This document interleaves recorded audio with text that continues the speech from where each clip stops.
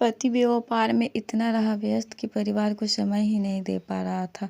घरवालों ने उस पर काफ़ी दबाव बनाया कि वो अब धन के पीछे छोड़ दे और उनके साथ रहे, लेकिन किसी की बात का असर नहीं हुआ। 5 वर्ष पहले रिलीजन डेस्क की ये एक लोक कथा है जो उत्तर भारत में कई जगहों पर सुनाई जाती है। किसी नगर में एक व्यापारी रहता था। नगर में उसका काम बहुत कम चलता था। कई बार तो ऐसी स्थिति आ जाती कि दिन भर कोई सौदा नहीं बिकता। घर में उसे और पत्नी को भूखे रहने तक की नौबत आ जाती थी। समय गुजरता गया लेकिन उसकी स्थिति नहीं सुधरी। तब उसे किसी मित्र ने सलाह दी कि अपने नगर की बजाय आसपास के नगरों में जाकर व्यापार करो, शायद मुनाफा ज़्यादा होगा। व्यापारी को बात जम गई।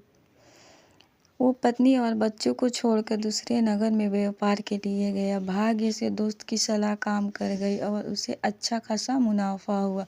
वो लंबे समय तक दूसरे शहर में रहकर व्यापार करने लगा। वहाँ उसे बहुत फायदा हुआ। उसने अपने नगर में आकर नया घर बना लिया। पत्नी और बच्चों को लेकर नए घर में रहने लगा। तभी पत्नी ने कहा कि अब हमारे पास पर्याप्त धन है, हम अपना जीवन आसानी से गुजार सकते हैं। आपको अब दूसरे नगरों में नहीं जाना चाहिए, हमारे साथ यहीं रहिए। बच्चों को भी अपना कुछ समय दीजिए। व्यापारी ने कहा, मैं अभी और धन कमाना चाहता हूँ ताकि तुम लोगों को और बेहतर जीवन दे सकूँ। हमारे बच्चों को वैसे दिन ना देखना पड़े जैसे मैंने और तुमने देखे हैं। पत्नी ने कहा, लेकिन धन कमाने में जो समय गुजर गया वो फिर लौट कर नहीं आएगा। हम जीवन में साथ रहने के आनंद से वंचित रह रहे हैं।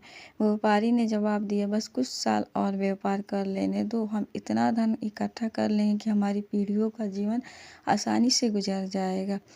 व्यापारी फिर चला गया। कुछ साल और बीत गया। बहुत धन आ गया। व्यापारी ने नदी के किनारे एक सुंदर स्थान पर बड़ा सा महल बनवा लिया। पूरा परिवार उसमें रहने लगा। वो जगह इतनी सुंदर थी कि जैसे कि स्वर्ग। तब व्यापारी की बेटी ने उसे कहा कि पिताजी, हमारा पूरा बचपन बीत गया, लेकिन अब हम आपके साथ रह नहीं पाए हैं। अब तक हमारे पास इतना धन भी है कि 5-6 पीढ़ियों तक हमें कोई समस्या नहीं आ सकती। अब आप हमारे साथ रहे। व्यापारी ने कहा, हाँ बेटी, अब मैं भी थकने लगा हूँ और कुछ समय तक तुम लोगों के साथ बिताना चाहता हूँ। मैं कल सिर्फ 2 दिन के लिए पास के नगर में जा रहा हूँ। कुछ पुराना बकाया धन वसूलना है।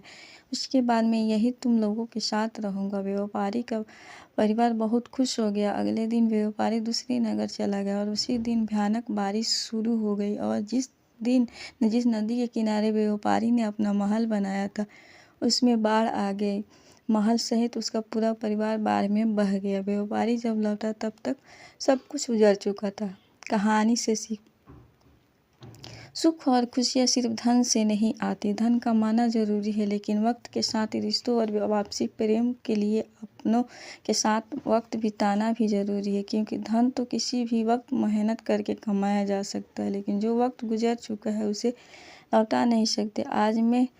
आज में रहे रिश्तों के आनंद का सुख ले और अपनों को अपना वक्त दे। तो दोस्तों, आपको हमारी कहानी कैसी लगी कमेंट बॉक्स में बताना। उम्मीद करती हूँ आपको हमारी वीडियो पसंद आई होगी। थोड़ी सी भी मेरी ये कहानी की वीडियो पसंद आती है तो एक लाइक कर देना। अगर चैनल पर पहली बार आए हो तो चैनल को सब्सक्राइब ज़रूर कर लेना। बेल आइकन को भी प्रेस कर लेना ताकि जब भी मैं नई वीडियो अपलोड करूँ उसका नोटिफिकेशन आपको सबसे पहले मिले। तो दोस्तों, मैं मिलती हूँ नए वीडियो में। तब तक के लिए बाय बाय, अल्लाह हाफिज़।